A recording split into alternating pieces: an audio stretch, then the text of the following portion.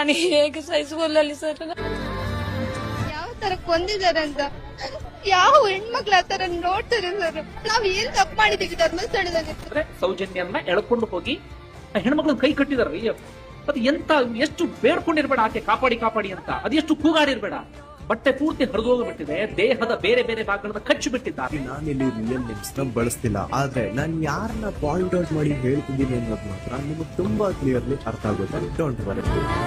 ಈ ವಿಡಿಯೋ ನೋಡಿದ್ರಲ್ಲ, ಈ ವಿಡಿಯೋ ನೋಡಿದಾಗ ನಮ್ ಕರುಳೆ ಚುರುಕಂತೆ ಇನ್ನು ನಿಮ್ಗೆ ಹೆಂಗ್ ಅನ್ಸ್ಬೇಡ ಹೇಳಿ.